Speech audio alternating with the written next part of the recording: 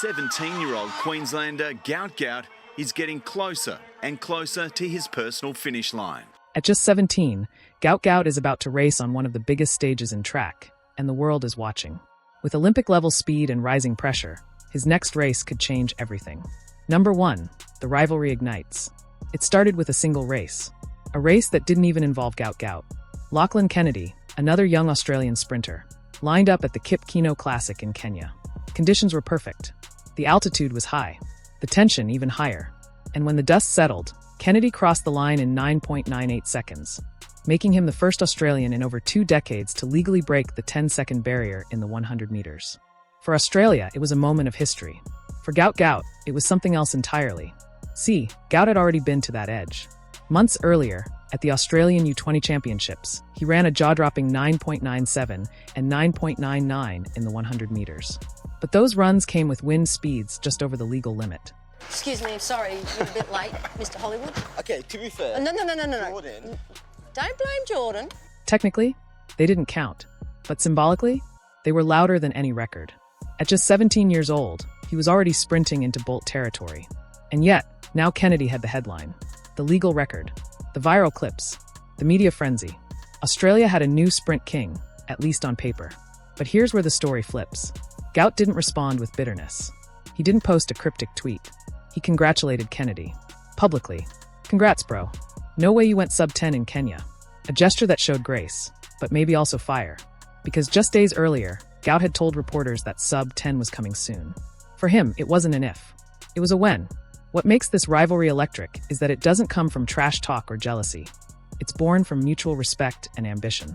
Kennedy responded by encouraging Gout to train at altitude, subtly acknowledging that Gout might be capable of going even faster. I was like, maybe I can actually take this to the next level and show the world what I have, so... And let's not forget, this isn't just about numbers. This is about 2 young men, both under 21, dragging each other into greatness. Kennedy's record lit the spark. But Gout's silence afterward? That was the calm before the comeback. The next time they meet on the track, it won't just be about winning. It'll be about who leads the new era of Australian sprinting. One already has a legal sub-10. The other? He's coming. But what Gout does next might change more than just leaderboards. It might redefine the limits of what's possible at 17.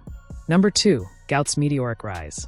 Before the record times, before the headlines, before the internet knew his name, Gout Gout was just a quiet kid in Ipswich, Queensland. Born to South Sudanese parents who fled a war-torn homeland in search of peace, opportunity, and a better life for their children. They didn't land in Australia expecting to raise a track star. But that's the thing about greatness. It doesn't always start loud. Gout was originally a soccer player. Quick on the ball, sharp with his instincts, but no one realized what would happen once he left the ball behind. Around age 13, a coach convinced him to try sprinting. Just one event.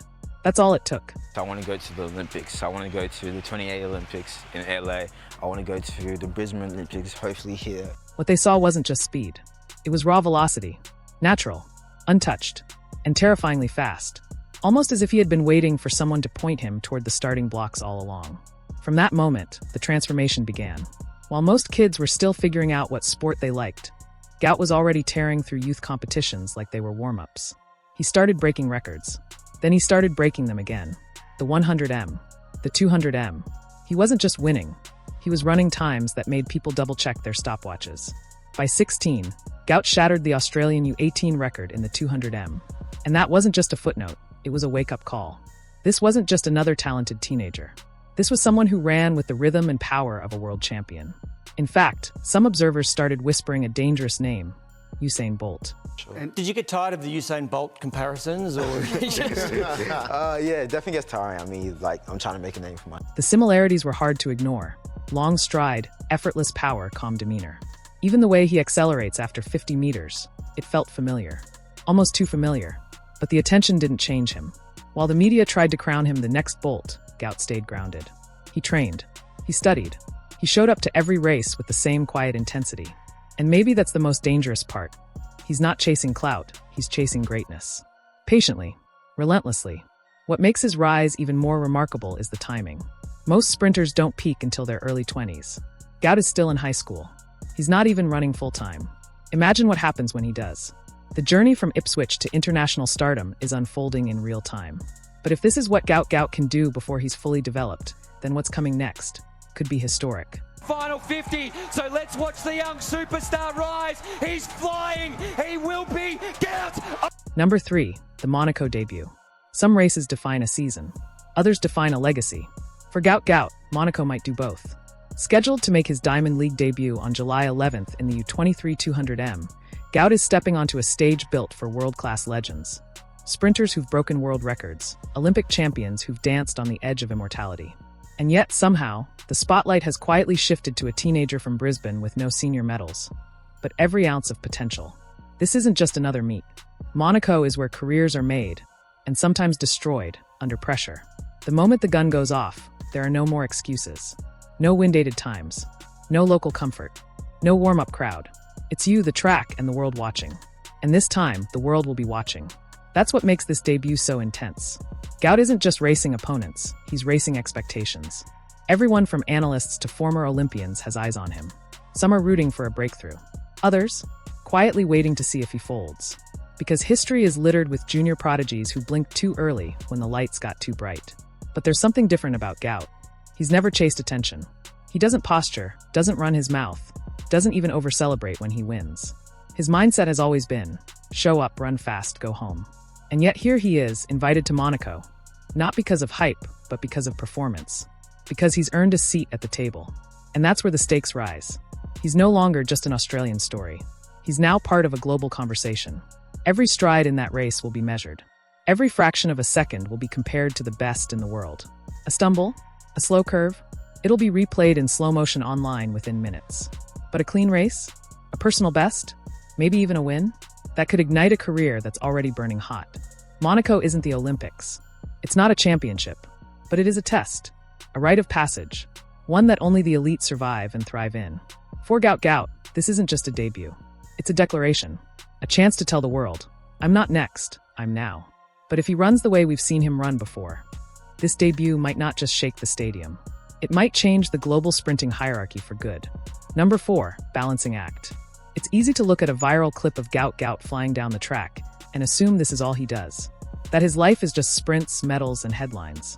But off the track, his reality couldn't be more different. Because Gout is still in high school. While most of his competition are full-time athletes, some with teams of trainers, nutritionists, and sports psychologists, Gout is juggling sprint drills with school deadlines. One morning, he's sprinting 200m repeats with Olympic-level speed. And by the afternoon, he's back in class, quietly taking notes like every other teenager. No special treatment. No celebrity bubble. Just routine. And that's not a detail. That's the foundation. Behind the scenes, Gout's coaches and family have made one thing clear.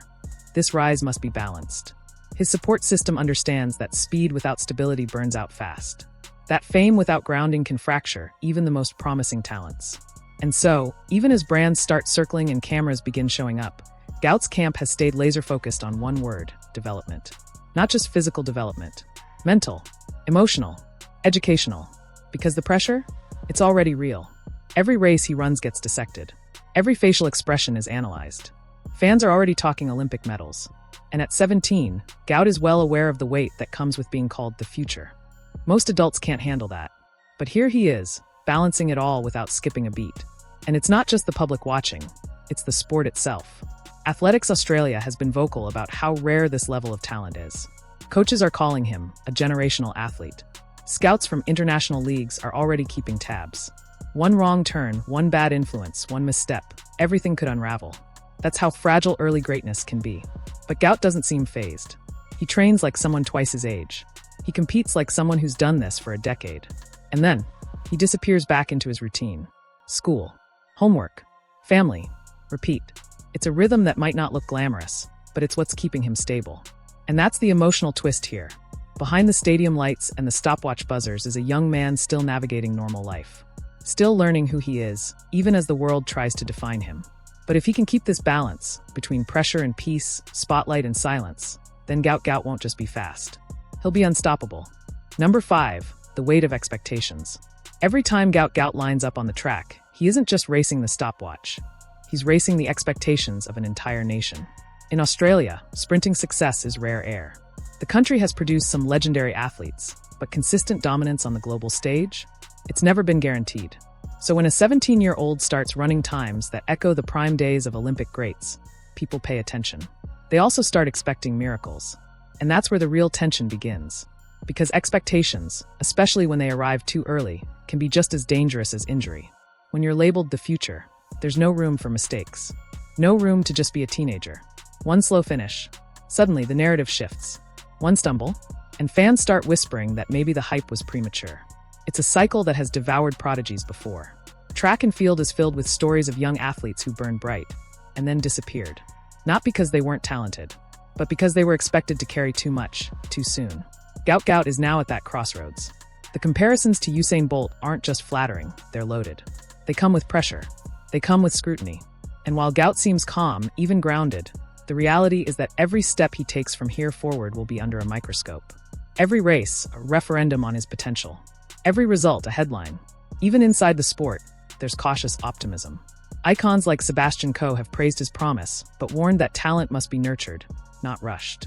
Michael Johnson has commented on the global sprint scene, noting that many young stars get swept up in the media frenzy and lose sight of the long game.